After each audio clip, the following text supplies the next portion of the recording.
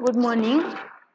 તો કાલે આપણે સોલ્યુશન ચેપ્ટરનું થોડુંક ડિસ્કશન કર્યું હતું, મેઇન ડેફિનેશન જોઈ હતી અને અમુક ટોપિક ડિસ્કસ કર્યા હતા. તો હવે આજે આપણે થોડાક આગળ વધીશું.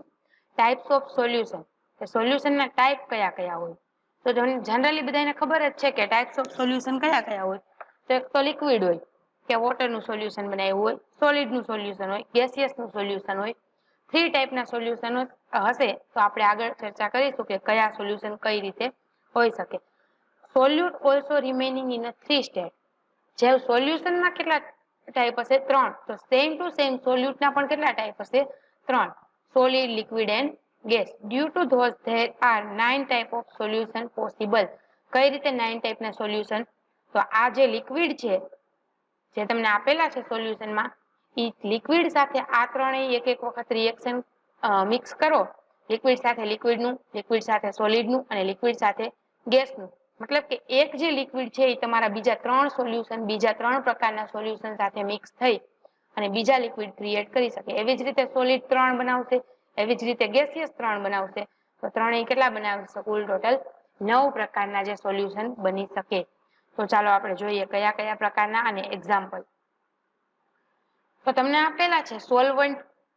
કેટલા પ્રકાર જોયા હતા આપણે? 3 પ્રકારના: સોલિડ, લિક્વિડ એન્ડ ગેસ. સોલ્યુટના પણ 3 પ્રકાર હતા: સોલિડ, લિક્વિડ, ગેસ. તો દરેક વખતે એક લિક્વિડ સોલ્વન્ટ હશે, 3 સોલ્યુટના પ્રકાર સાથે મિક્સ કરશે.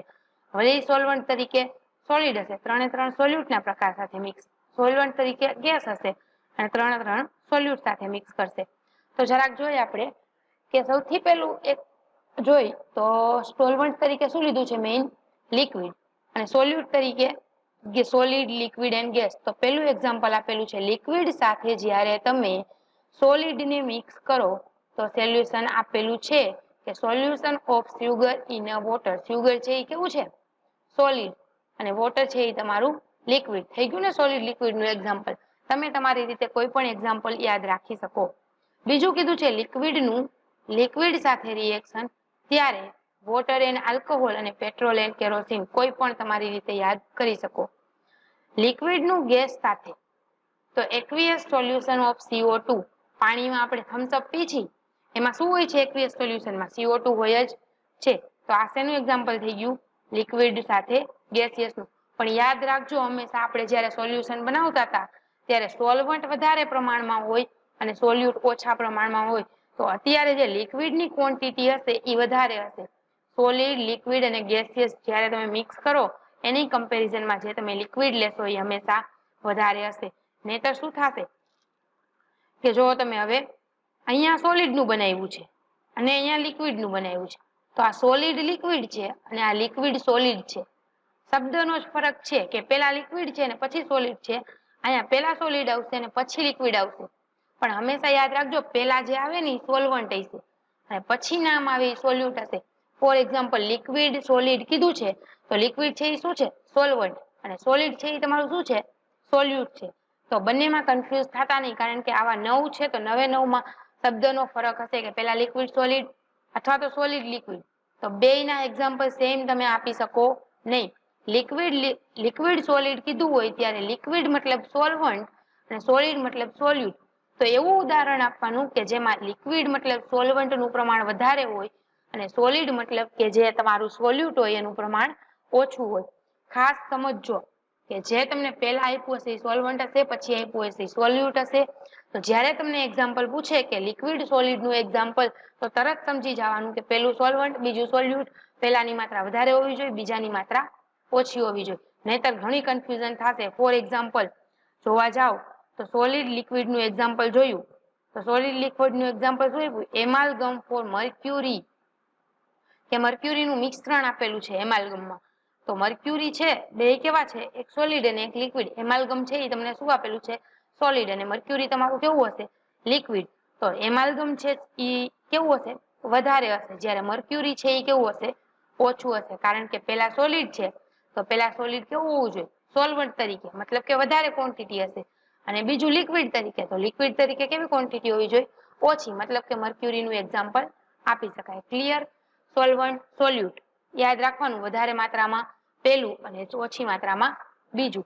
એના પછીના એક્ઝામ્પલ જોઈ કે સોલિડ સાથે સોલિડનું મિક્સચર કરવા જાઓ તો સોલિડ સાથે સોલિડ તો ઝીંક અને કોપર, પણ યાદ રાખો સોલિડ સોલિડ તો પેલું શું આવ્યું ઝીંક ને બીજું કોપર, તો ઝીંકનું પ્રમાણ વધારે હશે ને કોપરનું પ્રમાણ ઓછું હશે. શું કામ? સોલિડ કેવું છે અત્યારે સોલ્વન્ટ, તો સોલ્વન્ટ તરીકે ઝીંક છે અને સોલ્યુટ તરીકે કોપર છે. સોલિડ લિક્વિડમાં એમાલ્ગમ ફોર મર્ક્યુરી, સોલિડ ગેસિયસમાં adsorption of H2 by palladium. Palladium છે એ સોલિડ છે જે સોલ્વન્ટ તરીકે કામ કરશે અને H2 જે ગેસ છે તમારું એ ગેસિયસ સ્વરૂપે જે સોલ્યુટ છે જે ઓછું પ્રમાણ હશે. લાસ્ટમાં ગેસિયસ સોલ્વન્ટ શું લીધો ગેસિયસ મતલબ ગેસનું પ્રમાણ વધારે હશે અને સોલ્યુટ શું લીધા છે સોલિડ લિક્વિડ ગેસ, આ કેવા હશે ઓછા હશે. તો જ્યારે ગેસનામાં તમે સોલિડ એન્ટર કરશો તો mixture of chamfer with air, મતલબ કે કેમ્ફરનું શેની સાથે મિક્સચર કરવામાં આવે એર સાથે, તો ત્યારે તમારું ગેસ કેવો હશે વધારે હશે અને સોલિડ કેવું હશે ઓછું હશે. બીજું આપેલું છે તમને ગેસ લિક્વિડ, તો ગેસ છે એ વધારે લિક્વિડ હશે એ ઓછું. મોઇસ્ચર ઇન એર મતલબ ગેસ જે ગેસ હોય વાતાવરણમાં હવામાં ગેસ જ વધારે હોય અને મોઇસ્ચરનું પ્રમાણ કેવું હોય ઓછું હોય. બીજું આપેલું છે gaseous gaseous, simple example air, એક ગેસનું પ્રમાણ વધારે હશે તો બીજા ગેસનું પ્રમાણ ઓછું હશે. આવી રીતે તમે કોઈ પણના એક્ઝામ્પલ આપી શકો. અને 1 માર્કમાં તમને પૂછશે કે લિક્વિડ સોલિડનું એક્ઝામ્પલ, સોલિડ લિક્વિડનું એક્ઝામ્પલ, તો લિક્વિડ સોલિડનું એક્ઝામ્પલ એ અલગ આવશે અને સોલિડ લિક્વિડનું એક્ઝામ્પલ પણ અલગ આવશે. સમજજો, પેલું હશે સોલ્યુટ આપતું હશે ને બીજું સોલ્વન્ટ. લિક્વિડ સોલિડનું કીધું હોય તો લિક્વિડમાં સોલ્વન્ટ તરીકે રાખવાનું અને સોલિડને સોલ્યુટ તરીકે, અને એવું એક્ઝામ્પલ પસંદ કરવાનું કે સોલ્વન્ટ વધારે હોય અને સોલ્યુટ ઓછું હોય. ક્લિયર? ચાલો, types of liquid liquid solution. આપણે હવે ખાલી ભણવાનું લિક્વિડ લિક્વિડ જ છે, બાકી બધા ખાલી 1 માર્ક માટે યાદ રાખવાના છે, કાંઈ વધારે એમાં ડિટેલમાં જવાની જરૂર નથી. લિક્વિડ લિક્વિડ સોલ્યુશનના કેટલા ટાઈપ હોય?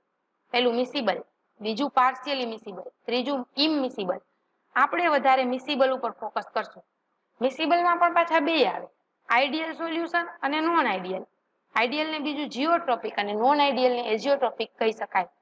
એઝિયોટ્રોપિકમાં પાછા બે છે, પોઝિટિવ ડેવિએશન અને નેગેટિવ ડેવિએશન. પછી પાર્શિયલી મિસિબલમાં પાછા 3 ટાઈપ છે, અપર CST ટેમ્પરેચર મતલબ કે upper critical solution temperature, lower upper and lower. આ 3 ટાઈપ આપણે પછી ડિસ્કસ કરીશું, અત્યારે કાંઈ આ સમજવાની જરૂર નથી. ખાલી એટલું યાદ રાખજો કે મિસિબલના 2 પાર્ટ છે, બેમાં વળી નોન આઈડિયલના બીજા 2 પાર્ટ છે, પાર્શિયલી મિસિબલના 3 પાર્ટ છે અને ઇમમિસિબલના પાર્ટ પાડેલા નથી. આપણે અત્યારે ખાલી આટલું યાદ રાખવાનું છે. હવે આપણે સાથે સાથે ડેફિનેશન જોતા જઈએ. What is મિસિબલ? મિસિબલનો મતલબ શું થાય? મિસિબલનો મતલબ એવો થાય કે કોઈ પણ 2 લિક્વિડ લીધા હોય in which the 2 liquid are soluble in each other in all proportion, for example benzene in toluene and alcohol in water. મતલબ કે 2 જે લિક્વિડ તમે લીધા એને મિક્સ કરો ત્યારે બંને કેવા થઈ જવા જોઈએ? એક્વિયસ સોલ્યુશન બની જવા જોઈએ. મતલબ કે એકરસ થઈ જવા જોઈએ, એના ફેઝ અલગ અલગ દેખાવા જોઈએ નહીં. અથવા તો એમ કહી શકાય કે કાલે આપણે ચર્ચા કરી હતી કે હોમોજીનિયસ, તો જે મિસિબલ છે એ કેવા હશે? હોમોજીનિયસ ફોર્મમાં થઈ જશે, કે પાણીમાં જેવું તમે આલ્કોહોલ નાખો એટલે બે ભેગું થઈ જશે. અને રોજિંદા જીવનમાં વપરાતા એક્ઝામ્પલ લેવા હોય તો દૂધમાં જેવું તમે પાણી નાખો બંને કેવા થઈ જાય? એકરસ થઈ જાય અને ફેઝ કેવો આવશે? એક જ ફેઝ આવશે. બીજું partially ઇમમિસિબલ. In this case of the liquid soluble in another some extent only, the resulting mixture separate into 2 layers, each being the solution of one in the order. For the example, phenol and water, nicotine and water. શું કીધું છે કે તમે કોઈ પણ 2 લિક્વિડને જ્યારે mix કરશો ત્યારે એ મિક્સ તો થશે પણ પૂરેપૂરા મિક્સ નહીં થાય, થોડોક ભાગ મિક્સ થશે એને તમે શું કહી શકો? પાર્શિયલી મિસિબલ. પાર્શિયલી મિસિબલનો મતલબ શું થાય? અમુક પર્સન્ટેજ જેટલું મિક્સ થવું ને બાકીનું નહીં થવાનું. તો પાર્શિયલી મિસિબલ કોને કહેવાય? કે વોટરની સાથે ફિનોલ એડ કરો તો એને તમે શું કહી શકશો? પાર્શિયલી મિસિબલ કહી શકાય. તો આમાં તમે જોવા જાશો તો આમાં તમને હોમોજીનિયસ નહીં જોવા મળે, આમાં કેવું જોવા મળશે? હિટ્રોજીનિયસ. 2 અથવા તો 2 થી વધારે ફેઝ છે એ તમને જોવા મળશે. ઓકે, એક્ઝામ્પલ આપેલા છે વોટર એન્ડ ફિનોલ. ઇમમિસિબલ લિક્વિડ, તો ઇમમિસિબલ મતલબ શું થાય? મિક્સ નો થાય એવા.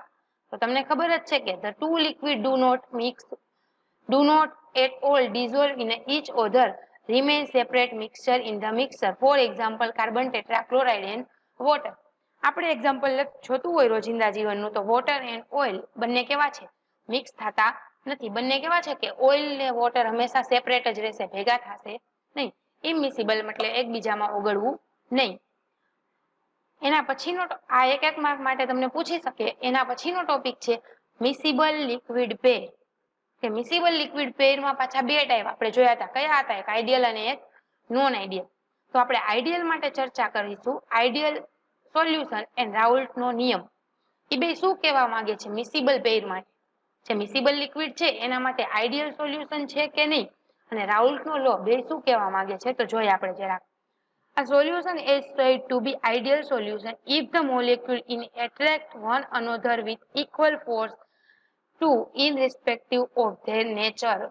If we have an ideal solution of B in for the force between A and B and A and B should by the definition be the same. મતલબ શું કીધું છે કે જ્યારે તમે બે સોલ્યુશન મિક્સ કરો ત્યારે પહેલી વસ્તુ તો પ્રોપર પ્રોપોર્શનમાં મિક્સ થઈ જવું જોઈએ, જેનો ફેઝ કેવો થઈ જવો જોઈએ? હોમોજીનિયસ. અને જે હોમોજીનિયસ બની જાય ત્યારે તમારે શું કરવાનું? ચેક કરવાનું છે કે જેમ તમે બે મિક્સચર કર્યા છે, ફોર એક્ઝામ્પલ બી માં શું નાખ્યું છે તમે? એ. તો જ્યારે બી માં એ નાખ્યું ત્યારે બંનેના એટ્રેક્શન ફોર્સ ચેક કરો કે એ વચ્ચે જેટલું એટ્રેક્શન ફોર્સ છે એટલું જ શેમાં હોવું જોઈએ? બી વચ્ચે. અને જે આ બંને વચ્ચે એટ્રેક્શન ફોર્સ છે એ તમે એ બી જ્યારે બંને મિક્સ થઈ જાય એ બી ત્યારે પણ એટલું જ એટ્રેક્શન ફોર્સ હોવું રહેવું જોઈએ. મતલબ કે ત્રણ કન્ડિશનમાં એટ્રેક્શન ફોર્સ કેવું રહેવું જોઈએ? સેમ રહેવું જોઈએ. તો એને તમે શું કહી શકશો? Ideal solution. અને આઈડિયલ સોલ્યુશન માટે તમારે ટોટલ વોલ્યુમ મેઝર કરવું હોય તો તમે ઇઝીલી મેઝર કરી શકો. પેલું જ તમને ફોર્મ્યુલા આપેલું છે કે ટોટલ વોલ્યુમ ઓફ સોલ્યુશન બરાબર વોલ્યુમ ઓફ એ, જે તમે એ લિક્વિડ લીધું હતું એનું volume, plus volume of B, જે તમે બી લિક્વિડ લીધું હતું ઈ, બંનેનું તમે પ્લસ કરશો એટલે તમને શું મળશે? Total volume. For example A 5 ml એ લીધું હતું અને 5 ml બી લીધું હતું, તો ટોટલ વોલ્યુમ કાઉન્ટ કરવું હોય તો કેટલું થાય? 10 ml. બીજું તમને કીધું છે no heat is involved or absorb on mixing the component. મતલબ કે હીટ કોઈ પાર્ટ નથી ભજવતી, હીટ એમાં જે છે એ નથી એબ્ઝોર્બ થતી કે નથી રિલીઝ કરતી, બંનેમાંથી કોઈ પણ પ્રક્રિયા થતી નથી. ક્યારે? આઈડિયલ સોલ્યુશન હોય ત્યારે. એક એક્ઝામ્પલ તમને આપેલું છે. ફોર એક્ઝામ્પલ લીધું છે કે બેન્ઝીનને જ્યારે ટોલ્યુઇનમાં મિક્સ કરશો તો એમાં કોઈ પણ જાતની હીટ રિલીઝ નથી થતી કે નથી એબ્ઝોર્બ કરતી. ટૂંકમાં એવું કહી શકાય કે નથી એક્ઝોથર્મિક રિએક્શન આપતી કે નથી એન્ડોથર્મિક રિએક્શન આપતી. તો શું થશે? જ્યારે કોઈ રિએક્શન એવી થાય કે ના તો એન્ડોથર્મિક હોય ના એક્ઝોથર્મિક હોય ત્યારે એક રિઝલ્ટ આવશે. શું રિઝલ્ટ આવશે? તો ડેલ્ટા વી બરાબર જે હશે, મતલબ કે વોલ્યુમ હશે એ કેવું હશે? 0 હશે. તો કઈ રીતે 0 હશે? ડેલ્ટા વી નો મતલબ શું થાય? ડિફરન્સ. કોનો ડિફરન્સ? જે તમે બે લિક્વિડ લીધા છે એ બે લિક્વિડ વચ્ચે જ્યારે તમે મિક્સ કરશો ત્યારે એમાં જે ml હશે, ફોર એક્ઝામ્પલ એ લિક્વિડ લીધું હતું 5 ml, બી લીધું હતું 5 ml, બંનેને મિક્સ કર્યા ત્યારે 10 ml આવ્યું. તો બંનેનું 10 ml આવે છે, એમાં કોઈ પણ જાતનો ડિફરન્સ આવતો નથી. મતલબ કે એ ડેલ્ટા વી છે એ તમારું કેવું રહેશે? 0. મતલબ કે વોલ્યુમમાં કોઈ પણ જાતનો ફરક પડતો નથી. અને ડેલ્ટા એચ મતલબ એન્થાલ્પી, મતલબ કે એને શું કહી શકાય? ઉર્જા. તો ઉર્જામાં પણ કોઈ પણ જાતનો ફરક પડતો નથી. મતલબ કે ડેલ્ટા વી અને ડેલ્ટા એચ બંને કેવું રહેશે? 0. અને આ બંને 0 રહે ત્યારે એ કન્ડિશનને શું કહી શકાય? આઈડિયલ સોલ્યુશન કહી શકાય. બીજું એક એક્ઝામ્પલ લીધેલું છે કે પાણીમાં જ્યારે તમે 100 ml પાણી લીધું હોય અને 100 ml સલ્ફ્યુરિક એસિડ લીધું હોય તો એ બંનેને જ્યારે તમે ભેગા કરશો ત્યારે જનરલી જોજો તમે કે શું થશે? હીટ જનરેટ થશે. અને હીટ છે એ હીટ જનરેટ થઈ અને ક્યાં જશે? બહારના વાતાવરણમાં મિક્સ થશે. મતલબ કે હીટ જનરેટ થશે એટલે તમે જેમાં મિક્સ કરશો ને એ આખું જે તમે વેસલ લીધું હશે, પાત્ર લીધું હશે, એ ગરમ થઈ જશે. અને ગરમ થવાને કારણે હીટ જનરેટ થશે. તો ઓબ્વિયસ છે કે હીટ જનરેટ થાય તો ડેલ્ટા એચ માં શું થશે? ફરક થશે. મતલબ કે આગળ જેમ ડેલ્ટા એચ માં 0 રહેતું હતું એમ ડેલ્ટા એચ માં 0 રહેશે નહીં. તો delta H is equal two શું આવી જશે? નોટ ઇક્વલ ટુ 0 આવી જશે. હવે જો હીટમાં ફેરફાર થતો હોય તો તમે ગરમી જનરેટ થતી હોય તો તમને ખબર જ છે કે વોલ્યુમમાં પણ ફરક પડશે. કઈ રીતે વોલ્યુમમાં ફરક પડશે? જેવું તમે પાણીમાં H2SO4 એડ કરતા જશો એમ તમારું ટેમ્પરેચર શું થતું જશે? વધતું જશે. અને એ ટેમ્પરેચર વધવાને કારણે તમારું જે અમુક પર્સન્ટેજનું વોટર હશે એ વોટર શું કરશે? ઇવોપરેટ થઈ જશે. કારણ કે પોતાનું ટેમ્પરેચર નોર્મલ હતું, હવે તમે વધારે ટેમ્પરેચર H2SO4 માં ઓલરેડી શું હશે? ગરમી હશે, એ તમે એડ કરશો એટલે ધીમે ધીમે તમારું જે ટેમ્પરેચર વધતું જશે વોટરનું એને કારણે તમારું જે વોટર હશે એ થોડુંક શું થઈ જશે, ઇવોપરેટ થઈ જશે. માટે ઇવોપરેટ થઈ જશે તો તમે બંનેને મિક્સ કર્યા કે 100 ml H2SO4 અને 100 ml વોટર, તો કુલ ટોટલ 200 નહીં થાય, એ શું થશે 180 અથવા તો 190 ની વચ્ચે. મતલબ કે અમુક જે પર્સન્ટેજ છે એ તમારા શું થઈ જશે, ઇવોપરેટ. અને આ અમુક પર્સન્ટેજ જે ઇવોપરેટ થાય જેથી કરીને ડેલ્ટા વી અને તમારું ડેલ્ટા એચ એ બંને કેવું છે, ઝીરો થતું નથી. તો આ બંને ઝીરો નહીં થાય, મતલબ કે નોટ ઇક્વલ ટુ ઝીરો આવે છે, તો એને તમે શું કહી શકશો, નોન આઈડિયલ કન્ડિશન. એને આઈડિયલ કન્ડિશનમાં ગણી શકાશે નહીં. તો આ તમારું પૂરું થયું કે આઈડિયલ કન્ડિશન કોને કહેવાય અને નોન આઈડિયલ કન્ડિશન કોને કહેવાય. કોના માટે, મિસિબલ માટે. તો હજી તમારે જોવાનું છે કે રાઉલ્ટનો નિયમ શું કહે છે કે આઈડિયલ સોલ્યુશન માટે. તો એક મિનિટ જોઈ લો. According to this law, the partial vapor pressure of any volatile constituent of the solution at given temperature is equal to the vapor pressure of the pure constituent and its mole fraction in the solution. શું કીધું છે કે કોઈ પણ એક પાત્ર લીધું હોય, એમાં તમે શું ભર્યું છે, વોટર ફોર એક્ઝામ્પલ ભરેલું છે અને ઢાંકેલું છે,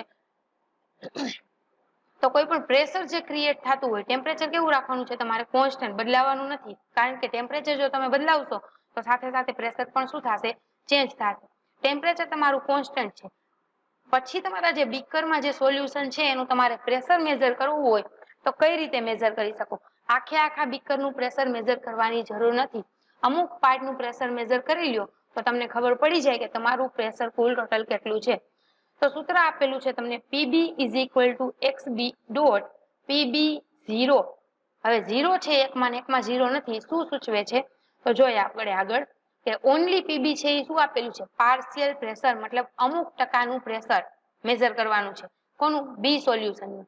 અને PB0 છે એ વેપર પ્રેશર મેઝર કરેલું છે કોનું, પ્યોર જે બી સોલ્યુશન છે એનું. હવે PB છે એ પાર્શિયલ પ્રેશર છે અને PB0 છે એ તમારું વેપર પ્રેશર છે. બંનેમાં ડિફરન્સ. તો આપણે શું મેઝર કરવાનું છે, પાર્શિયલ પ્રેશર. તો જ્યારે પાર્શિયલ પ્રેશર મેઝર કરો તો PB is equal two PB0 XB. હવે XB નો મતલબ શું થાય છે કે મોલ ફ્રેક્શન, તો કેટલા મોલ છે. ફોર એક્ઝામ્પલ તમારા બીકરમાં 5 મોલ છે, તો 5 મોલ જે છે અને વેપર પ્રેશર જે હોય એ બંનેનું તમે મલ્ટિપ્લિકેશન કરશો એટલે કુલ ટોટલ તમને શું મળી જશે, પાર્શિયલ પ્રેશર. તો એવું કહી શકાય કે partial pressure is equal to mole fraction into vapour pressure of pure B, જે તમે બી સોલ્યુશન લીધું છે એ. તો બે સોલ્યુશન આપણે લીધા હતા તો બંનેના ફોર્મ્યુલા લખવા પડશે, એક તો PB અને એક તો PA. તો PB માટેનું ફોર્મ્યુલા જોઈ ગયા, સેમ PA માટેનું formula, PA is equal two XA dot PA0.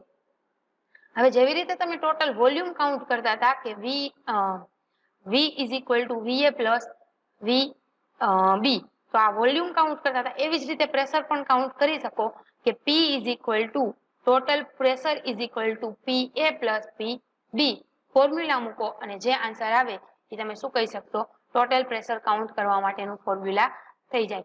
તો આ આખું તમારું રાઉલ્ટના નિયમે શું કીધું કે તમારે કોઈ પાર્શિયલ પ્રેશર, તમારે આખાનું પ્રેશર કાઉન્ટ કરવું હોય તમે પાર્શિયલ પ્રેશર કાઉન્ટ કરી લ્યો અને પછી તમે કુલ ટોટલ પ્રેશર કાઉન્ટ કરી શકશો. તો આ રીતે તમે શું કાઉન્ટ કરી શકશો, પ્રેશર, વોલ્યુમ અને એન્થાલ્પી. આ ત્રણે ત્રણનું જો તમારે રેશિયો બરોબર આવે, મતલબ કે એના ઇઝ ઇક્વલ ટુ 0, કોઈ પણ જાતનો ફરક નથી પડતો, તો એ આઈડિયલ સોલ્યુશન છે. જો નોટ ઇક્વલ ટુ 0 આવે તો એ આઈડિયલ સોલ્યુશનમાં કાઉન્ટ કરી શકાશે નહીં. લાસ્ટ ટોપિક નાનો એવો શું આપેલું છે તમને કે vapour pressure composition curve, ideal and non ideal solution. તો એ તો આપણે કાલ ડિસ્કસ કરીશું કે કર્વ શું કહેવા માંગે છે કે આઈડિયલ માટે અને નોન આઈડિયલ માટે. તો આજે તમે જરાક જોવો કે મિસિબલ લિક્વિડ જે છે એના માટે તમે ડિગ્રી ઓફ ફ્રીડમ કાઉન્ટ કરવું હોય તો કઈ રીતે કાઉન્ટ કરી શકો. તો પહેલી વસ્તુ આપેલી છે તમને, miscible liquid system in which two phase present, બે ફેઝ પ્રેઝન્ટ છે મિસિબલ લિક્વિડ સિસ્ટમમાં. In one is the for a liquid mixture and another is for a vapor. જોવા જાવ તો મિસિબલમાં હકીકતે શું હોવું જોઈએ, ફેઝ કેટલા હોય, એક જ હોય. પણ આપણે શું છે અત્યારે વેપર પ્રેશર પણ છે, એની સાથે શું છે, વેપર છે. તો એક વેપરનો ફેઝ હશે જે તમારું શું હશે કે બીકર ઢાકેલું હશે કોઈ પણ ઉપર, તો એ ઢાકેલા બીકર ઉપર જે દબાણ હશે એનું અને નીચેનું જે વોટર હશે એ બંને કેવું હશે, અલગ અલગ હશે. તો એક ફેઝ તેનો કાઉન્ટ કરશો વોટરનો અને બીજો ફેઝ તેનો કાઉન્ટ કરશો વેપરનો. તો આ બંને તમારા કુલ ફેઝ કેટલા થયા, 2. અને કમ્પોનન્ટ પણ કેટલા થશે, બે, એક તો H2O ગેસિયસ અને એક તો H2O તમારું શું છે લિક્વિડ સ્વરૂપે. તો કમ્પોનન્ટ બે છે, ફેઝ બે છે, તો ફોર્મ્યુલા મૂકો કે degree of freedom is equal two component minus phase plus 2. ફોર્મ્યુલામાં શું કિંમત મૂકશો? કમ્પોનન્ટ બે, ફેઝ બે, તો તમારો આન્સર શું આવશે? 2. મતલબ કે ડિગ્રી ઓફ ફ્રીડમ તમે કેટલા કાઉન્ટ કરી શકશો? 2. અને કાલે આપણે જોશું કે વેપર પ્રેશરનું કમ્પોઝિશનનો કર્વ કઈ રીતે જોઈ શકાય, આઈડિયલ અને નોન આઈડિયલમાં ફરક શું છે. આજે આપણે જે જોયું એમાં શું ખબર પડી? પ્રેશર, વોલ્યુમ અને એન્થાલ્પી આ ત્રણે ત્રણ ઇઝ ઇક્વલ ટુ 0 થાય તો આઈડિયલ, અને જો ન થાય તો નોન આઈડિયલ. ઓકે, જ્યારે પણ તમે લેક્ચર જોવા બેસો તો સાથે ટેક્સ્ટ બુક રાખવા વિનંતી. Okay, thank you.